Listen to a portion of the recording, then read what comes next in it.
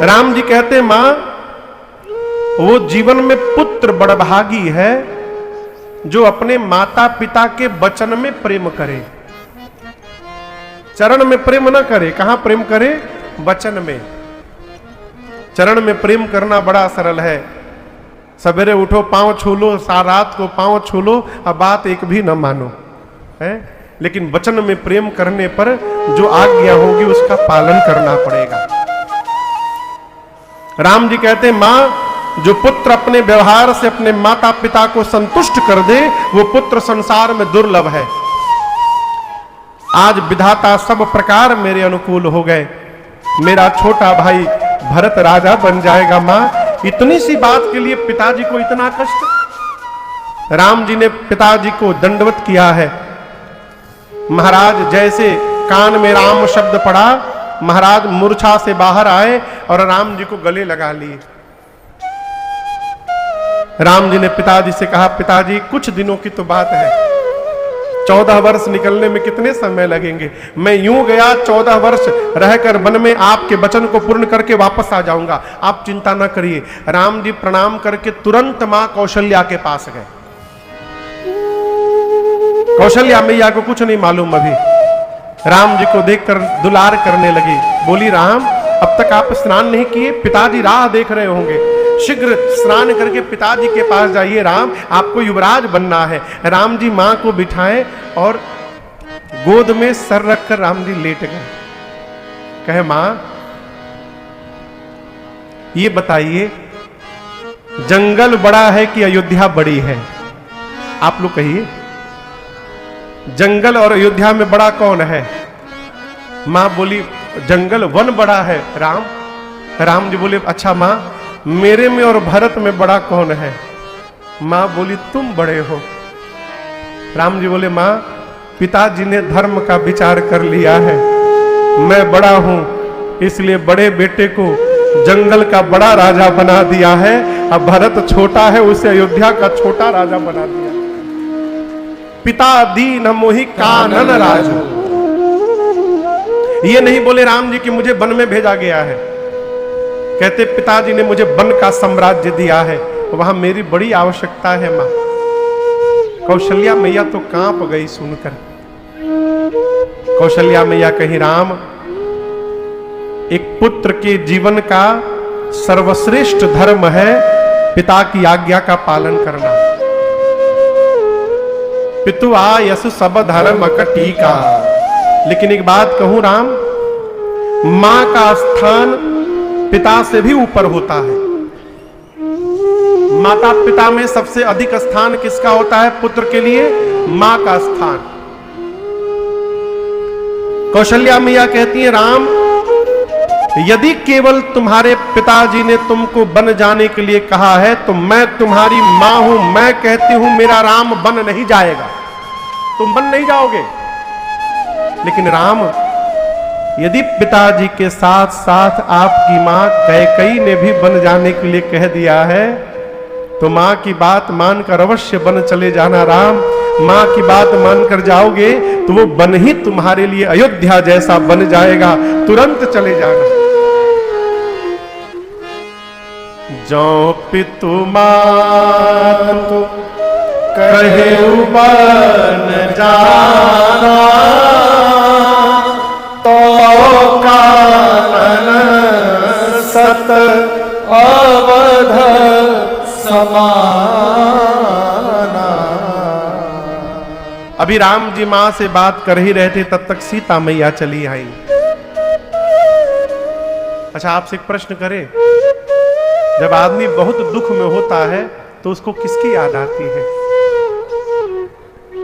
कहिए कहिए, किसकी याद आती है? मां की। दुख में केवल मां ही याद आती है।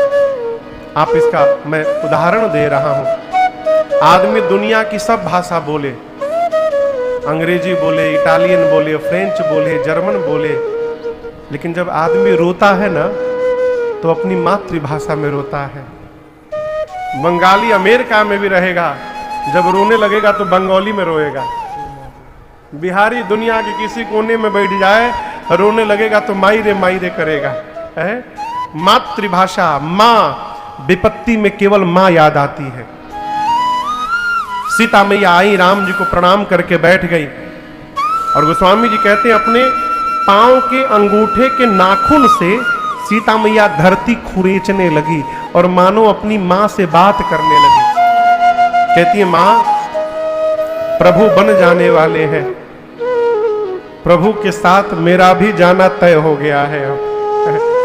जाना मेरा तय हो गया है मां, क्या जाएगा ये तय नहीं हुआ है। यदि प्रभु मुझे ले करके जाएंगे तो मैं जाऊंगी, छोड़ करके जाएंगे मेरा प्राण जाएगा उनके साथ। जाना तय है। अब ये देखना क्या जाता है कि तन प्राण की केवल प्राण।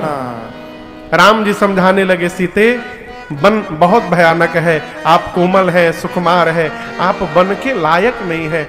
मां ने कहा प्रभु मैं बन के लायक नहीं हूं, क्या आप बन के लायक हैं? आपके लिए तपस्या उचित है और मेरे लिए भोग उचित है।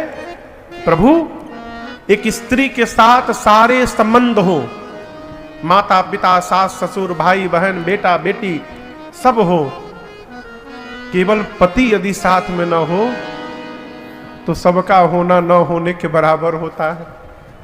नाथ, जिस प्रकार जल के बिना नदी का कोई मूल्य नहीं, प्राण के बिना शरीर का कोई अर्थ नहीं, उसी प्रकार आपके बिना सीता का कोई महत्व नहीं। आपके साथ वन में रहूंगी तो लगेगा महल में बैठी हूं, आपके बिना महल वन से अधिक कष्टदायी हो जाएगा। राम जी ने सीता मैया को भी चलने को कह दिया। तब तक लक्ष्मण भैया आ गए, प्रणाम करके बैठ गए। मन में सोचने लगे कि अब न जाने मुझे भैया क्या आज्ञा देंगे। राम जी ने कहा लक्ष्मण, भरत शत्रुघ्न भी नहीं है, पिताजी दुखी हैं, मैं जा रहा हूं, आप अयोध्या का संहार करिए, पिताजी जब तक स्वस्थ नहीं हो जा रहे हैं। लक्ष्मण जी बोले कौन पिताजी? लक्ष्मण भैया बोले क्या बोले? कौन पिताजी? राम जी बोले हमारे पिताजी। लक्ष्मण जी बोले आपके होंगे, मेरे नहीं है, मेरे नहीं है नाथ। लक्ष्मण जी बोले, राम जी बोले क्या बोल रहे हो? लक्ष्मण भैया बोले सत्य बोल रहा हूं। लक्ष्मण भैया बोले प्रभु मेरे आप ही सर्वस्व है, मोरे सबुई एक तुम स्वामी। आप ही माता हैं, आप ही पिता हैं, आप ही बंधु हैं, आप ही सखा हैं, मेरे सर्वस्व नाते आप ही हैं नाथ। राम जी ने अनुमति दे दी, चलिए आप भी। और प्रातः काल बलकल वस्त्र धारण करके सजीवन साज समाज सब बनिता बंधु समेत बंद विप्र गुर चरण प्रभु चले करी सबही अचेत। प्रातः काल बलकल वस्त्र धारण करके वनवासी स्वरूप बनाकर मैया और भैया के साथ पिताजी को प्रणाम करके राम जी गुरुदेव भगवान के आश्रम की ओर चल पड़े। दशरथ जी महाराज मूर्छित हो गए। राम जी जब गए तो जाकर गुरुदेव भगवान को दंडवत किया है। राम जी ने ब्राह्मणों को बुलाकर वर्षासन दिया है, याचकों को बुलाकर दान दिया है और बोले आप लोग अयोध्या वासियों से बोले आप लोग वही करिएगा जिससे मेरे पिताजी प्रसन्न रहे हैं। गौरी गणपति भगवान का स्मरण करके राम जी चल पड़े। पूरी अयोध्या की प्रजा राम जी के पीछे पागलों की भांति दौड़ रही है। इधर महाराज की मूर्छा गई। सुमंत जी को कहा तुरंत रथ लेकर जाइए, रथ पर बिठाकर 4 दिन वन दिखाइएगा और उसके बाद वापस ले आइएगा, और यदि राम लौट कर ना आवे सुमंत तो मेरी बहू सीता को लेकर के आइएगा। सुमंत जी रथ लेकर गए। पिताजी की आज्ञा सुनकर राम जी रथारूढ़ हुए हैं। पूरी प्रजा पीछे पीछे दौड़ रही है अवध की। पहले दिन तमसा नाम की नदी के तट पर विश्राम हुआ। अयोध्या की प्रजा बेहाल हो गई है। रात्रि में राम जी सोचने लगे यदि अवध की प्रजा इसी प्रकार मेरे साथ चलेगी तो मैं वचन का निर्वाह कैसे करूंगा। मध्य रात्रि में माया शक्ति को प्रेरित करके भगवान ने पूरी प्रजा को गहरी निद्रा में सुलवा दिया और सुमंत जी से कहा तात रथ के पहिए के चिन्ह को मिटा करके इसी समय यहां से चलिए। खोज मारी रथ हाकौता था। पूरी प्रजा को सोता हुआ छोड़कर राम जी तमसा के तट से मध्य रात्रि में चले और चलते चलते दूसरे दिन दोपहर के बाद भगवान श्रृंगवेरपुर पहुंचे हैं गंगा जी के तट पर। आइए एक बार भाव और श्रद्धा के साथ मिलकर बोलिए गंगा मैया की जय। बाबा कहते हैं राम जी गंगा जी का तट आया, राम जी रथ से नीचे उतरे, प्रभु ने गंगा मैया को दंडवत किया है। राम जी के पीछे लक्ष्मण जी, सीता मैया और सुमंत जी उतरकर दंडवत किए हैं, प्रणाम किए हैं। राम जी ने गंगा जी की महिमा गाकर सुनाई है। श्रृंगवेरपुर के राजा हैं निषाद राजगुह, उपहार लेकर राम जी के सन्मुख आए, प्रभु को दंडवत किए, प्रभु ने उठाकर हृदय से लगाया। निषाद राजगुह कहते हैं प्रभु आपको 14 वर्ष यदि अयोध्या से बाहर ही रहना है नाथ, तो आप 14 वर्ष श्रृंगवेरपुर में रह लीजिए। राम जी बोले मित्र, मैं विशेष उदासीन व्रत का संकल्प लिया हूं और इस संकल्प के अनुसार मैं 14 वर्ष किसी भी गांव नगर में प्रवेश नहीं कर सकता। ऐसा सुनकर निषाद राजगुह ने नगर के बाहर एक शीशम के वृक्ष के नीचे कुशा की चटाई बिछवाई और भगवान रात्रि में कंद मूल प्राप्त करके पा करके उसी चटाई पर कुशा की रात्रि में मैया के साथ सो जाते हैं। लक्ष्मण भैया थोड़ी दूर जाकर विरासन लगाकर पहरे में बैठ गए। निषाद राजगुह ने अपने सेवकों को बुलाकर कहा कि मुझे पता चला है कल रात राम जी अयोध्या वासियों को सोता हुआ छोड़ के चले आए हैं। यदि हम लोग भी रात में सो गए और राम जी छोड़ के चले गए तो क्या होगा? इसलिए सारे लोग पहरे में चारों तरफ खड़े हो जाइए, राम जी को रात में कहीं जाने नहीं देना है। निषाद राजगुह के सारे सेवक चारों तरफ पहरे में खड़े हो गए। निषाद राजगुह पहरा लगाकर राम जी के पास गए और कुशा की चटाई पर राम जी को सोता हुआ देखे तो रोने लगे। है? यही समय है? समय का पहिया चलता है, समय का पहिया चलता है, इस पहिए के साथ किसी का भाग्य बदलता है, समय का पहिया चलता है। निषाद राजगुह रोने लगे। जो राम जी चक्रवर्ती सम्राट के पुत्र हैं वो कुशा की चटाई पर सोए हैं। लगे मेरी मां कैकेयी को भला बुरा कहने। कौन कहने लगा? जोर से कहिए। निषाद राजगुह मां कैकेयी को अपशब्द कहने लगे। कैकेय नंदिनी मंदमती कठिन कुटिल पनकीन, जही रघुनंदन जान की सुख अवसर दुख दीन। कैकेयी जी ने कुटिलता की, मंदमती कैकेयी राम जी के जीवन में सुख का समय आया दुख दे दिया। जैसे मां कैकेयी को भला बुरा कहने लगे।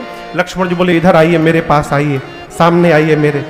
लक्ष्मण जी अपने पास बुलाए, कहे पहले आप इस प्रश्न का उत्तर दीजिए, जिसको दुख होगा उसको रात में नींद आएगी? कहिए अजीत बाबू, जिसको दुख होगा उसको रात में नींद आएगी? नहीं आएगी। निषाद जी बोले नहीं आएगी।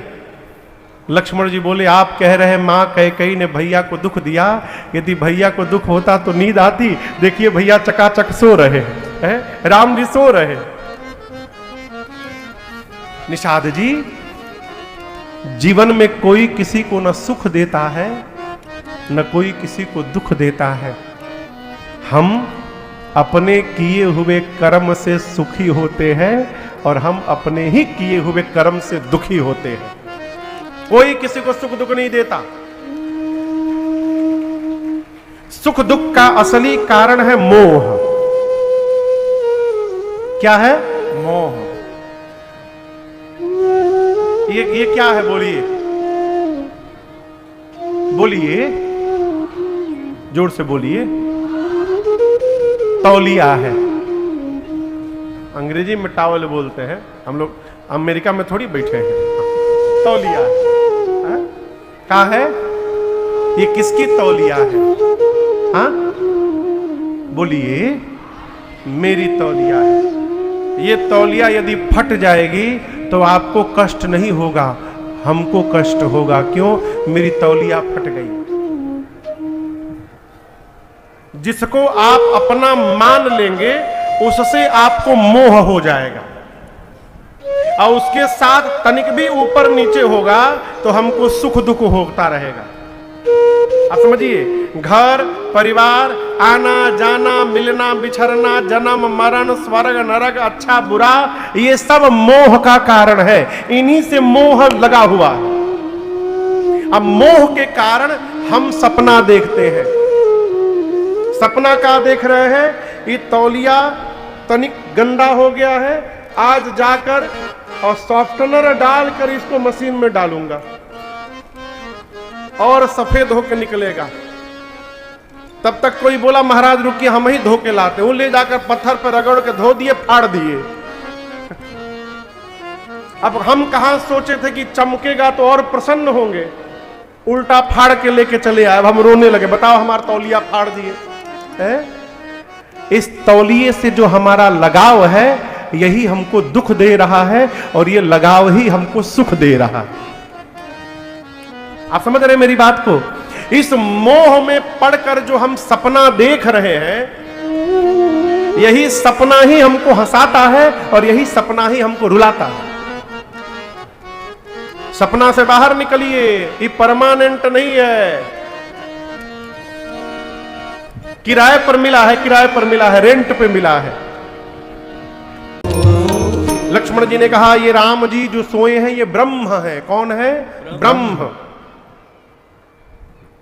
राम जी के चरणों में मन से, वचन से, कर्म से प्रेम करना, यही जीवन का असली परमार्थ है। निषाद राजगुरु भगवान के चरणों में दंडवत करते हैं। सवेरा हुआ, राम जी निषाद राजगुरु से बरगद के वृक्ष के दूध को मंगाए और लक्ष्मण जी के साथ केश में लगाकर भगवान ने सिर पर जटाओं का मुकुट बना लिया।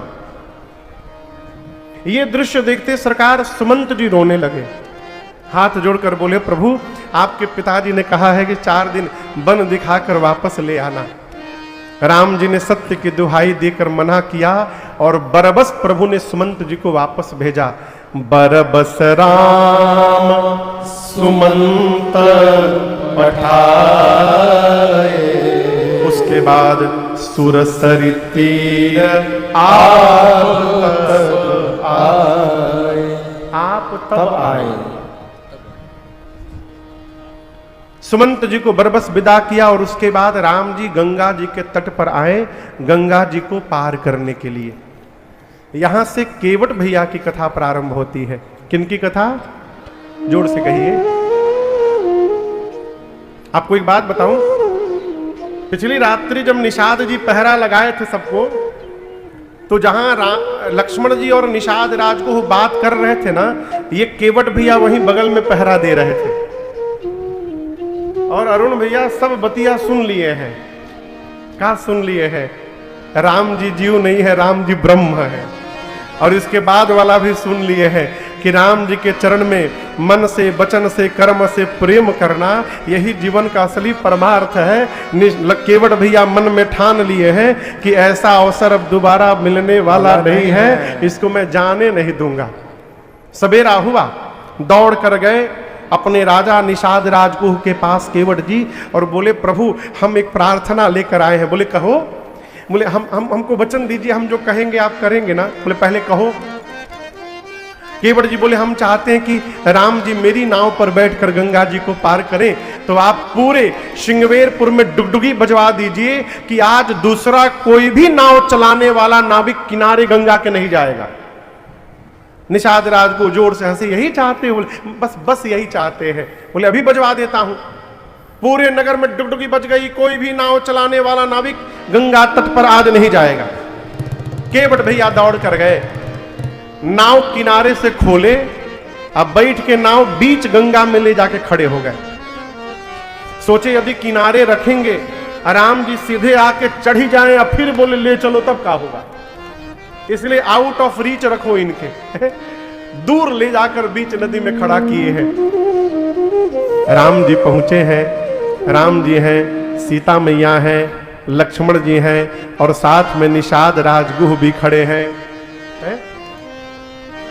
अच्छा, आप मेरे प्रश्न का उत्तर दीजिए, राम जी और लक्ष्मण जी में स्वामी कौन है? बहुत कठिन प्रश्न पूछ दिए हैं का। राम जी लक्ष्मण जी में स्वामी कौन है? सेवक कौन है? यदि सेवक स्वामी कहीं जाए तो गाड़ी की व्यवस्था कौन करेगा? जोर से कहिए, कि स्वामी करेगा। तो नाव किसको मांगनी चाहिए थी? बोलिए, राम जी कहे मांग लिए? भाई मर्यादा से तो राम जी खड़े रहते, लक्ष्मण भैया डिसाइड करते, व्यवस्था करते कि मेरे प्रभु कैसे पार होंगे, वो नाव मांगते। मांगने वाले थे लक्ष्मण जी ही, लेकिन यहां दर्शन करिए, राम जी लक्ष्मण जी को रोक दिए। क्यों? राम जी त्रिकालदर्शी हैं। राम जी जान रहे हैं कि आज केवट जी नाव लेके आने वाले नहीं है, मना कर देंगे। राम जी अपने भाई साहब को भी जानते हैं कि कितना हाई टेम्पर वाले हैं, ये ना बर्दाश्त नहीं करेंगे। ये मांगने गए और जैसे केवट जी ने मना कर दिया, तुरंत बाण निकाल के मार देंगे। भक्त को बचा लेना है, इसलिए राम जी ने लक्ष्मण जी से कहा कि भाई साहब आप पहले मैनेजमेंट सीखिए, आप सीखिए कैसे मैनेजमेंट किया जाता है। लक्ष्मण जी बोले जो आज्ञा प्रभु सिखाइए। तो राम जी आगे आए, केवट भैया बीच नदी में नाव लेके खड़े हैं, और जो भगवान पूरे जगत को देते हैं वो भगवान आज हाथ बढ़ा करके मांगी नाव न केवट आना, मांगी नाव न केवट आना, कही तुम्हारा मरम मैं जाना, कही तुम्हारा मरम मैं जाना, चरण कमल रजतहु सब कहे, चरण कमल रजतहु सब कहे, मानुष करनी मोरे कछुआए, मानुष करनी मोरे कछुआए। मैंने सुना है छुवत शिला भई नारे सुहाए, छुवत शिला भई नारे सुहाए, पाहन देना काठ कठिनाए, पाहन देना काठ कठिनाए। और समस्या बताएं आपको, तरनी मुनि घरनी होए जाए, तरनी मुनि घरनी होए जाए, बाट पर मुरी नाव उड़ाए, बाट पर मुरी नाव उड़ाए। एहि प्रतिपालो सब परिवार, एहि प्रतिपालो सब परिवार, नहीं जानो कछु और कबार, नहीं जानो कछु और कबार, जो प्रभु पारम बसीगा चहु, जो प्रभु पारम बसीगा पद पदुम पधारन कहु, मोहि पद पदुम पधारन कहु, मोहि पद पदुम पधारन कहु।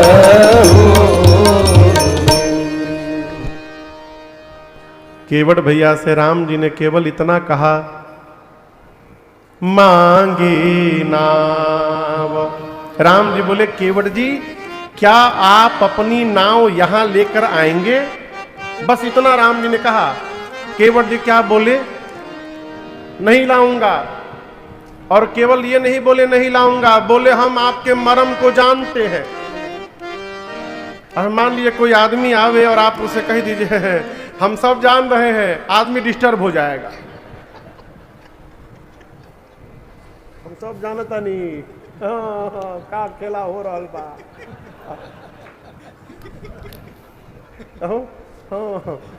तू ही रहला ना उस दिन, हम सब जानता नहीं। अब आदमी डिस्टर्ब, का जान रहे हैं भाई। एक आदमी को फोन करके बोला, हम बाबूजी की तोहरी बता दें। बोला क्या बता दो? हम बता दें, हम सब जानते हैं, बता दें। बोले नहीं नहीं नहीं, कहा क्या बता दोगे? हम बता दें। यही बोले हम बता दें। एकदम पूरा आग बबूला, नहीं बताओगे तुम। अरे पहले तो पूछो क्या बता दोगे? केवट जी बोले हम सब जानता नहीं मरम, हम नाव लेकर नहीं आएंगे। लक्ष्मण जी बोले भैया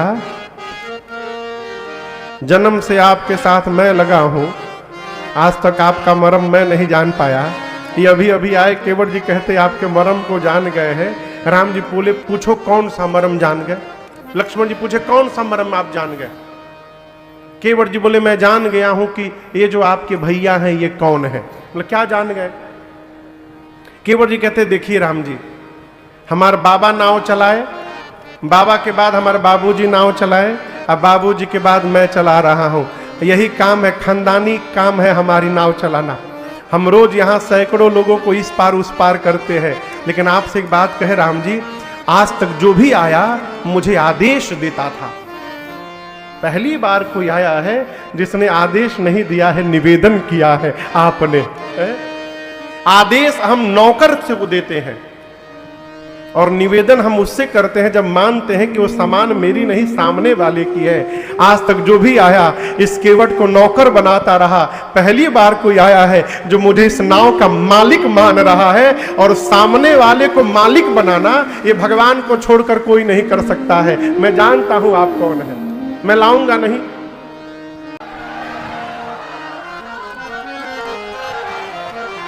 क्या बोले केवट जी? अरे रौरी, रौरी मने आपके, भोजपुरी शब्द है। रौरी गोड़ावा के धूरिया से डर लागेला, बड़ा डर लागेला। केवट जी बोले देखिए राम जी, आप ये ना समझिएगा कि हम आप में कमी निकाल रहे हैं, हम साफ कही दे रहे हैं। रावर दोष न पायन को, पग धूरी को भूरी प्रभाव महा है। न आपका दोष है न आपके पांव का दोष है राम जी, सगरी दोष सब दोष आपके पांव के धूल का है। पाहन ते बन बाहन काठ को कोमल है, जल खाई रहा है। आप ये बताइए, लकड़ी कठोर की पत्थर? केवट भैया बोले पत्थर कठोर होता है, हमारी लकड़ी की नाव है और लकड़ी पत्थर से कोमल होती है। ऊपर से ये नाव दिन रात पानी में रहती है, तो पानी में रहने के कारण पानी पी पी कर ये लकड़ी की नाव और मुलायम हो गई है, कोमल हो गई है। पत्थर को स्त्री बनने में तो थोड़ा टाइम भी लगा होगा, ये लकड़ी की नाव को स्त्री बनने में टाइम लगने वाला नहीं है। आपके पांव के जादू से हमारी नाव तुरंत स्त्री बन जाएगी। इसलिए हम एक बात कहते हैं, पांव धुलवा लीजिए एक बार, वो जड़ी बूटी सब पांव से निकाल देता हूं, उसके बाद आपको बिठाऊंगा और उस पार पहुंचा दूंगा। बताइए क्या कह रहे हैं? लक्ष्मण जी राम जी से बोले भैया पहली बार आपने मैनेजमेंट संभाला था फेल हो गया है, मना कर दिया।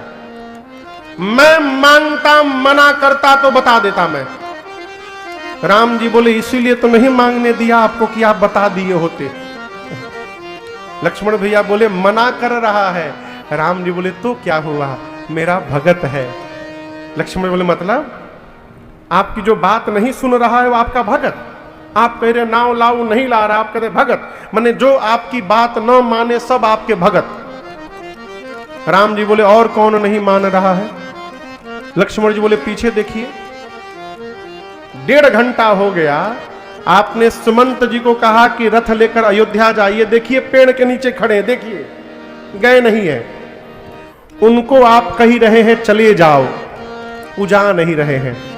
इन भाई साहब से आप कह रहे हैं आ जाओ, कि आ नहीं रहे हैं। आप जिससे जो कही रहे हैं प्रभु, वो सब उसका उल्टा कर रहे हैं। राम जी बोले अयोध्या से चलते समय मैंने आपको भी मना किया था, मत चलिए। मना किया था ना, सीता को भी मना किया था। आप दोनों मेरी बात माने थे? नहीं माने थे ना। मेरी बोहनी आप लोग बिगाड़े हैं, आप दोनों मिलकर मेरी बोहनी बिगाड़े हैं। घर से निकलते समय आप लोग मेरी बात नहीं माने, देखिए कोई नहीं सुन रहा है मेरी बात। राम जी बोले कोई बात नहीं, मेरे भगत है। केवट भैया से लक्ष्मण जी बोले ये बात सुनिए केवट जी, इधर आइए, पहले आप किनारे तो लाइए नाव। केवट जी नाव किनारे लाके खड़े उतर के आ गया। बोलिए क्या बात? लक्ष्मण जी बोले आप जो बात कह रहे हैं कि पांव के जादू से पत्थर स्त्री में बदल गया, वो घटना केवल एक बार घटी है, एक बार। उसके बाद भैया ने कितने पत्थर पे पांव रखा, यदि जादू होता तो दूसरा पत्थर क्यों नहीं बदला? केवट जी बोले हम गंवार हैं, लेकिन इतनो गंवार नहीं है। हम जानते हैं कि सारे पत्थर नहीं बदले, लेकिन मैं आपसे पूछ रहा हूं कौन सा पत्थर स्त्री में बदला, आप बताइए। मैं बता रहा हूं, जिस पत्थर की ओर राम जी ने हाथ से इशारा करके पूछा था, पूछा मुनि ही शिला प्रभु देखी, जिस पत्थर की ओर हाथ से इशारा किया था वो पत्थर बदला था ना स्त्री में? लक्ष्मण जी बोले हाँ बदला था। केवट जी बोले किनारे ये सैकड़ों नाव लाइन से लगी है, किनारे वाली नाव नहीं दिखाई दी। अब मेरी नाव बीच नदी में खड़ी थी, दिखाई दे दी। यहां मेरी नाव को भी राम जी ने हाथ से इशारा करके बुलाया है आज। इसका मतलब इशारा हो गया है, खतरा आज भी मंडरा रहा है। अब मैं इतना बड़ा रिस्क लेने वाला नहीं हूं। पांव धुलवा लीजिए, उसके बाद आपको उस पार पहुंचा दूंगा। भगवान कुछ नहीं बोले। केवट जी गिड़गिड़ाने लगे, हम सही बोल रहे हैं। केवट भैया अपना दुखड़ा रोए, कहे प्रभु देखिए घर में हमारे भोजन वोजन है नहीं, ये नाव चलेगी तो रात में बच्चों के लिए भोजन जाएगा। हम सही बता दे रहे हैं, घर में हम इकलौता कमाने वाले हैं नाव के भरोसे। हमारे 10 छोट छोट लड़का हैं, अभी पूरा परिवार नाव के भरोसे चल रहा है। नाव के साथ कुछ ऊपर नीचे हुआ हमारा पूरा परिवार भूखों मर जाएगा। हम लोग पंडित जी नहीं है कि नाव चली जाएगी तो पूजा पाठ करके पेट पाल लेंगे। गरीब हैं, पैसा नहीं है कि दूसरी नाव भी बनवा ले है? और यह मैंने सुना है कि आपके पांव से जो स्त्री बनती है वो ब्राह्मणी बन जाती है। ये बताइए, आपके पांव के जादू से मेरी नाव ब्राह्मणी बन जाएगी, अब मैं मल्लाह का मल्लाह रह जाऊंगा, तो आप हमार उद्धार करने आए हैं कि हमारी नाव का उद्धार करने आए? पहले बताइए। हम मल्लाह के मल्लाह रह जाए, हमारा नाव ब्राह्मणी बन जाए। हम सुने कि वो ब्राह्मणी बन जाएगी, तो आप बताइए मल्लाह के साथ रहेगी? मैं जाति का केवट हूँ, नाव चलाता हूँ, वो कहेगी तुम्हारे साथ नहीं रहूंगी, अलग घर लाओ, कपड़ा लाओ, राशन लाओ, बासन लाओ। एक जो पहले से घर में बैठी है उसका तो पेट भर ही नहीं पा रहा हूँ, दूसरी को देकर काहे झंझट में डालना चाहते हैं? प्रभु पांव धुलवा लीजिए हमसे। हम सही सही कह रहे हैं राम जी, जब तक पांव धोएंगे नहीं हम आपको नाव पर पांव रखने नहीं देंगे। भगवान कुछ नहीं बोले, एक शब्द नहीं। केवट जी बोले देखिए यदि आपको बोलने में कष्ट हो रहा है ना, हम इशारा बहुत बढ़िया समझते हैं, आप इशारा भी हमको तनिक दे दीजिए ना, हम धो देंगे। लक्ष्मण बोले क्या इशारा दे दे? बोले जो गर्दन है ना 2 बार, बस 2 बार हिला दे, क्या बिगड़ रहा है आपका? अरे बात छोटी है, सिर को हिला दीजिए। पाव अपना प्रभु जे धुला ले। केवट जी ने कहा इशारा करिए हम धो देंगे, 2 ही मिनट में धो ही देंगे। भगवान कुछ नहीं किए। केवट जी बोले देखिए इसी नाव के भरोसे मेरा पूरा परिवार जीवित है, हम दूसरा कोई काम धंधा नहीं जानते हैं राम जी। और देखिए किसी को कितना भी त्रास देना चाहिए परंतु कभी किसी की रोजी रोटी के साथ खिलवाड़ नहीं करना चाहिए। राम जी आपको केवल नाव दिख रही है, ये मेरी रोजी रोटी है, इसी नाव ने परिवार को जिलाया है मेरे। कहिए धो लूं? भगवान कुछ नहीं बोल रहे हैं। केवट जी मन में बोले ऐसा पैसेंजर से तो भेंट नहीं हुआ था आज तक। एक बार बोल के चुप्पी साध लिए है।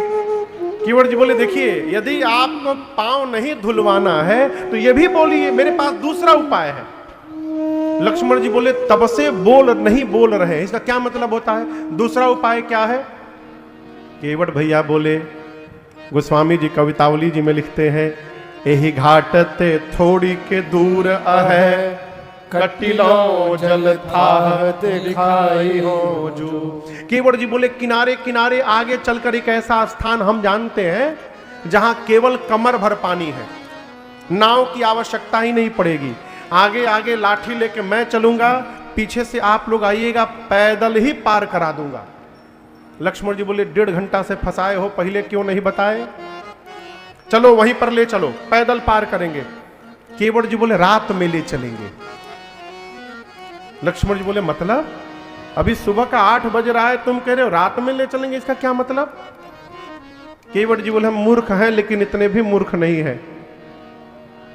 अभी सुबह सुबह मेरी बोहनी भी नहीं हुई है, आज आप ही पहले पैसेंजर हैं हमारे। और यदि हम पाप को पैदल पार करा दे, यही बात मार्केट में लीक हो गई कि वहां पर कमर भर पानी है, तो आप बताइए कौन पैसेंजर हमारी नाव पर बैठने आएगा? सब लोग पैदल पार होने लगेंगे। इसलिए दिन भर वेट करिए, रात के अंधेरे में चुपके से पार कराऊंगा। लक्ष्मण जी बोले वेट नहीं कर सकते, तो बोले धुलवा लीजिए। हम कहां बोल रहे हैं वेट करिए, धुलवा लीजिए। भगवान कुछ बोले ही नहीं।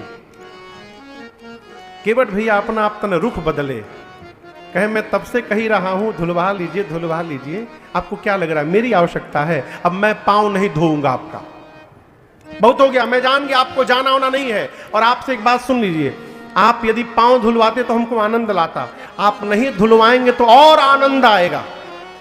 लक्ष्मण जी बोले वो कैसे? केवट जी बोले पांव नहीं धुलवाएंगे तो हम नाव पे नहीं चढ़ाएंगे, और यदि हम नहीं नाव पे चढ़ाएंगे तो हम नाविक एसोसिएशन के प्रेसिडेंट हैं, हम नहीं चढ़ाएंगे तो दूसरा कोई नहीं चढ़ाएगा। अब कोई नाव पर नहीं चढ़ेंगे तो उस पार नहीं जाएंगे, उस पार नहीं जाएंगे तो यही रह जाएंगे, और यही यदि रह जाएंगे तो नित्य आपका दर्शन प्राप्त होता रहेगा। इससे अधिक आनंद और क्या होगा जीवन में? मत धुलवाइए। यदि आपको पार जाना है राम जी, यदि, तो अब आपको कहना पड़ेगा कि केवट मेरा पांव पखारो और मुझे नाव पर बिठाकर उस पार ले चलो। अब मैं नहीं धोऊंगा, आपको कहना पड़ेगा धोने के लिए। भगवान फिर भी नहीं बोले। केवट जी डिस्टर्ब है, आखिर राम जी बोल क्यों नहीं रहे? अचानक एक बात उनके मन में आई, और केवट भैया राम जी के चारों तरफ गोल गोल घूमने लगे। लक्ष्मण जी बोले ये क्या आप कर रहे हैं? केवट जी बोले अब जाकर समस्या समझ में आई है, राम जी बोल क्यों नहीं रहे हैं? लक्ष्मण जी बोले क्या समझ लिए? केवट भैया बोले कि राम जी जो कपड़ा पहने हैं ना, उस कपड़े में कहीं जेब नहीं बना है। और जेब नहीं बना है इसका मतलब है कि राम जी आज हमरे जैसा एकदम ठन ठन गोपाल है, राम जी के पास कुछ है वो नहीं है। अब मैंने अपनी इतनी गरीबी सुना दी है कि नाव चलेगी तो घर में भोजन जाएगा, राम जी के पास देने के लिए कुछ है नहीं। इसी संकोच में आप नहीं बोल रहे थे ना राम जी, यही बात है ना। चलिए मुक्त करता हूं, पहले बताना चाहिए आपको, कुछ नहीं है, मुक्त करता हूं। आपको ऐसा उदाहरण कहीं दूसरा नहीं मिलेगा जहां एक भक्त भगवान को मुक्त कर रहा है। केवट जी बोले मैं मुक्त करता हूं। राम जी पहले जितना कुछ कहा उसको भूल जाइए, फिर से कह रहा हूं, मैं पांव पखारूंगा नाव पर बिठाऊंगा, गंगा जी के उस पार पहुंचा दूंगा। और विश्वास करिए मेरी बात पर राम जी, मैं सौगंध लेकर कहता हूं, मैं आपसे कुछ मांगूंगा नहीं, ऐसे ही पार उतार के चला आऊंगा, कुछ नहीं मांगूंगा। केवट भैया बोले मैं पार उतारूंगा, कुछ नहीं मांगूंगा। राम जी आपकी सौगंध, आपके पूज्य पिताजी की सौगंध लेता हूं। जैसे केवट जी ने राम जी और दशरथ जी महाराज की सौगंध ली, लक्ष्मण जी आवेश में आ गए, निकाल लिए बाण, धनुष पर चढ़ाकर खींच दिए, मार दूंगा इसको मैं। केवट जी बोले कितना सुंदर है हो, बड़का भाई हाथ फैला के मांग रहा है और छोटका भाई बाण निकाल कर डरा रहा है, आपको क्या लगता है आप बाण चलाएंगे तो मैं मरूंगा? मैं मरूंगा नहीं। लक्ष्मण जी बोले तुम मेरे बाण को नहीं जानते हो। केवट जी बोले आप हमको नहीं जानते हैं। लक्ष्मण जी बोले कैसे नहीं मरोगे? केवट भैया बोले मैंने सुना है प्राण निकलते समय आपके भैया का नाम यदि मुख पर आ जाए तो जीव को भगवत धाम की प्राप्ति होती है। मैं मरूंगा, नाम नहीं, साक्षात राम मेरी आंखों के सामने खड़े रहेंगे। ऐसी मृत्यु किसी को नहीं मिली होगी आज तक, मारिए तुरंत। और आप ये ना समझिएगा कि हमारा परिवार तो घर में है, मरते समय गंगा जल डाला जाता है मुख में, कौन डालेगा, वो टेंशन आप न करिएगा। आप जैसे बाण चलाइएगा ना, बगले में गंगा जी बही रही है, बाण लगने के बाद मैं गंगे जी में कूदूंगा और तब तक पीऊंगा जबले मरी न जाऊंगा। हाँ, अब मैं मर जाऊंगा तो आपके भैया तो दयालु हैं ही, कम से कम मेरी अंतिम क्रिया तक तो राम जी यहां रुकेंगे ना। आप सोचिए ना, एक तरफ गंगा जी रहेंगी, एक तरफ रघुनाथ जी रहेंगे और दोनों के बीच में केवट की चिता सजाई जाएगी। ऐसी मृत्यु ब्रह्मांड में किसी को नहीं मिली होगी। मैं अभी मरने को तैयार हूं, मारिए बाण। लक्ष्मण जी राम जी से बोले भैया ये तो बड़ा विद्वान है, तब से मूर्ख मूर्ख कही रहा है। लक्ष्मण जी बाण पीछे रख लिए। केवट भैया बोले प्रभु मर जाऊंगा, लेकिन जब तक पांव नहीं पखारूंगा नाव पर पांव रखने नहीं दूंगा मैं। सुन केवट के प्रेम लपेटे अटपटे, बिहसे करुणा चितई जान के लखन। केवट भैया की अटपटी बात सुनकर भगवान बेहस पड़े। अटपटी बात, क्या अटपटी बात? कही रहे हैं घर में भोजन नहीं है, ऊपर से कही रहे कि हमको कुछ चाहिए नहीं प्रभु आपसे, ये अटपटी बात। और क्या अटपटी बात? कोई भी आदमी सौगंध लेता है तो अपने बाबूजी की लेता है, अपनी लेता है। केवट भैया भगवान के प्रेम में इतने पक गए हैं कि उनको याद ही नहीं रहा कि हम अपने बाबूजी की सौगंध ले रहे कि राम जी के बाबूजी की ले रहे। ये अटपटी बात सुनकर भगवान बेहस पड़े। और आप दर्शन करिए, कृपा सिंधु रघुनाथ जी ने केवट भैया पर कृपा कर दी, कृपा कर दी हो। कृपा सिंधु बोले मुस्काए, कृपा सिंधु बोले मुस्काए, सोई करु जेहि तब नाव न जाए, सोई करु जेहि तब नाव न जाए। भगवान ने कृपा करके कहा कि केवट जी आप वही करिए जिससे आपकी नाव बच जाए। केवट जी बोले प्रभु सुनिए, हम पहले आपको बता चुके हैं हम गंवार हैं, इतनी गूढ़ भाषा हमको समझ में नहीं आती। सोई करूं, क्या करूं? आप हमको क्लियर क्लियर बोलिए क्या करना है। लक्ष्मण जी बोले भैया हम समझाएं अब इनको। राम जी बोले ना आप रही, हम ही कहते हैं। राम जी ने स्पष्ट कहा देगी आनु जल पाय पखारो, देगी आनु जल पाय पखारो, होत विलंब उतारहि पारो, होत विलंब उतारहि पारो, होत विलंब उतारहि पारो। भगवान ने स्पष्ट कह दिया, तुरंत जल लाइए, पांव पखारिए, विलंब हो रहा है, उस पार पहुंचाइए। अब तक केवट भैया खड़े थे, और जैसे राम जी ने कहा पांव पखारिए, केवट जी बैठ गए। केवट जी के बैठते लक्ष्मण जी टेंशन में। लक्ष्मण जी बोले भैया ये तो बैठ गए। राम जी बोले पूछो क्यों बैठ गए। लक्ष्मण जी बोले धोने के लिए। बोले अब क्यों नहीं धो रहे हो। केवट जी बोले धोने के लिए यदि बोले होते ना तो मैं अब तक धो दिया होता। राम जी धोने के लिए नहीं बोले हैं। किस लिए बोले हैं? पखारने के लिए बोले हैं। लक्ष्मण जी बोले भाई साहब ये धोना पखारना अलग अलग है का? बोले एक ही रहता तो दो शब्द क्यों बनता। धोने का मतलब पानी से लेके रगड़ के धो दो।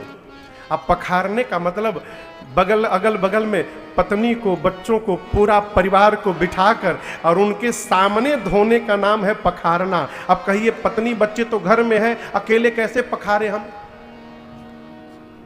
लक्ष्मण जी बोले भैया आप इतना भारी शब्द क्यों बोले, सीधा धोने को बोले होते। पखारने का कितना भयंकर अर्थ निकाल करके बैठे हैं ये। लक्ष्मण जी बोले कहीं नहीं जाना है आपको, 3 घंटा हो गया हम लोग को खड़े यहां पर, कहीं नहीं जाना है, अकेले जो करना है करो। अब दर्शन करिए, इस प्रसंग को गोस्वामी जी कवितावली में बड़ा स्पष्ट लिखते हैं। लक्ष्मण जी कह रहे हैं कि भैया इनको भेजना नहीं है, केवट राम जी के आगे केवट जी कह रहे एक बार कह दीजिए जाने के लिए, बुला के ले आवे। अब भगवान को लक्ष्मण जी का भी मन रखना है, केवट का भी मन रखना है।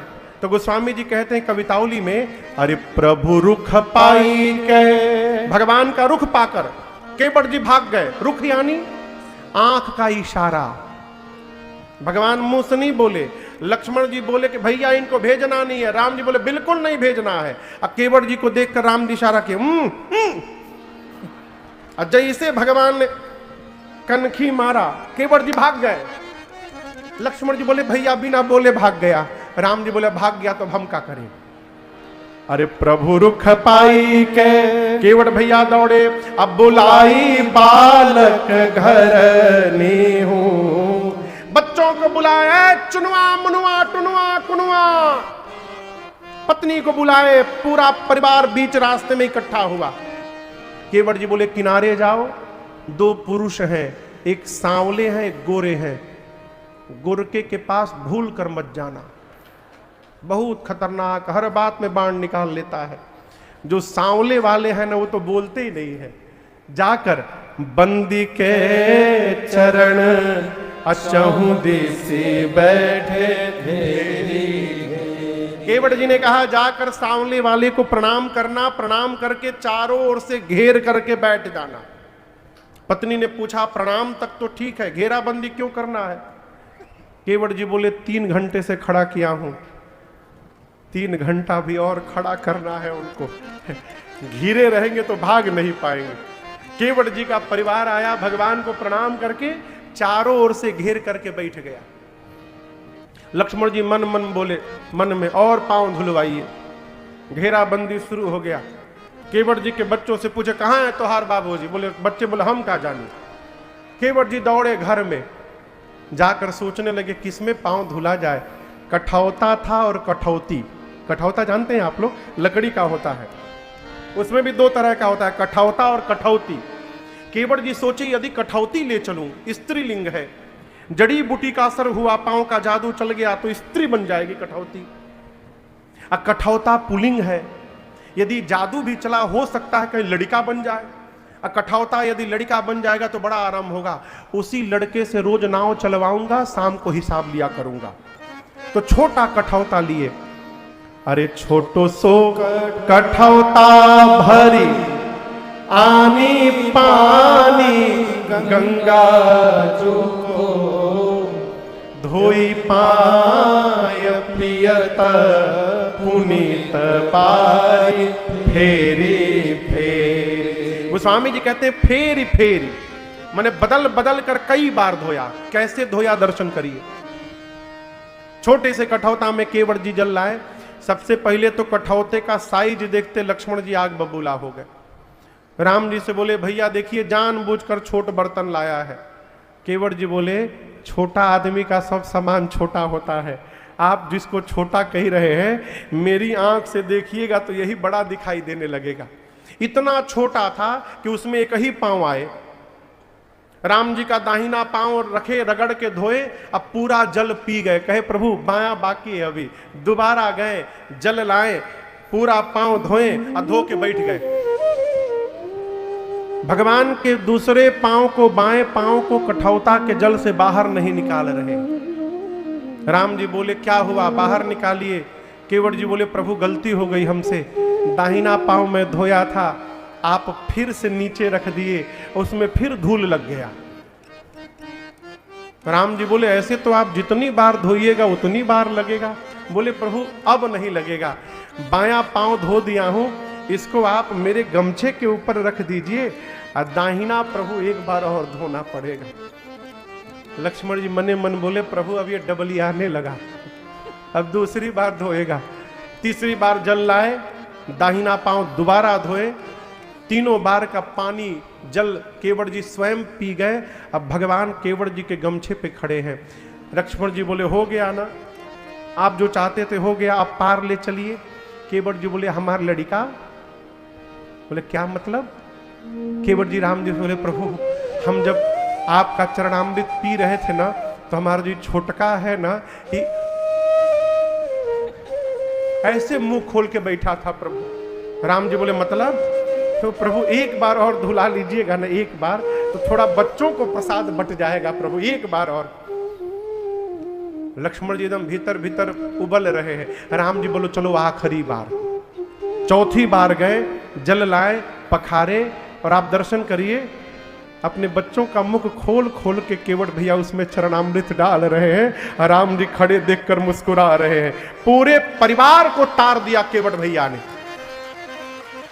पूरे परिवार को चरणामृत पिलाया। अंत में थोड़ा सा जल बच गया, कठौता उठाए कि जो बचा है हमें खुदे पी जाएं। लक्ष्मण जी हाथ पकड़ लिए, रुको पहले तुम याद करो तुम्हारे घर का कोई बचा तो नहीं है, याद करो। केवट जी बोले नहीं पूरा परिवार यहीं पर है, सब पी लिए, तो अब तुम पी जाओ। बचा हुआ जल केवट जी पी गए। लक्ष्मण जी बोले अब ले चलो। केवट जी बोले गांव वाले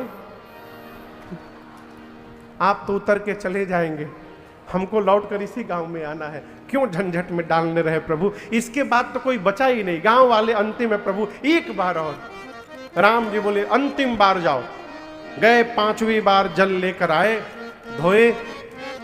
2 घंटा लगा केवट भैया को पूरे गांव को चरणामृत बांटने में, 2 घंटा। लक्ष्मण जी एकदम आग बबूला। जैसे केवट जी आए, लक्ष्मण जी बोले अब नाम नहीं लोगे तुम कुछ। केवट जी सोचे अब बोलूंगा तो मार डालेंगे। केवट जी लक्ष्मण जी की ओर नहीं देखे, राम जी के पास जाकर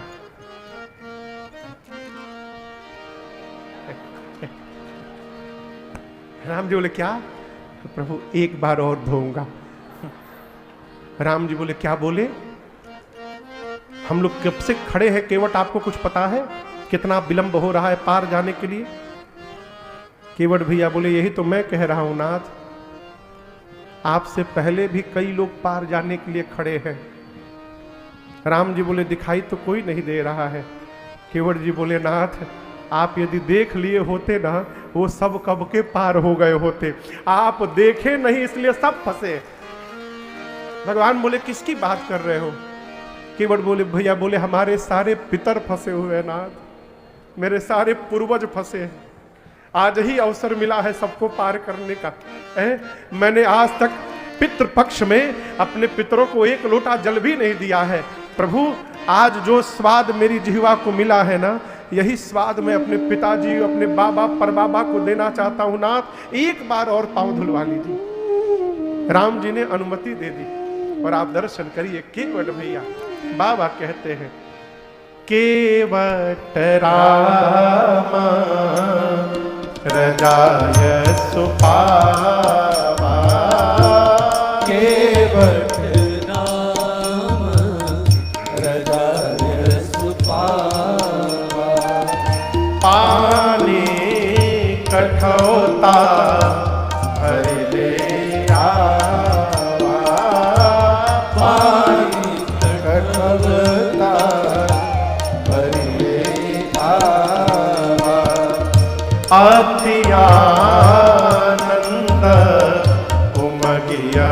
अनुरागा अति आनंद उमगे अनुरागा चरण सरोज पखारन लागा चरण सरोज पखारन लागा बरसी सुमान सुरा सकल सिहाए बरसी सुमान सुरा सकल सिहाए एहि समपुण्य कुंज को नाहि एहि समपुण्य कुंज को नाहि एहि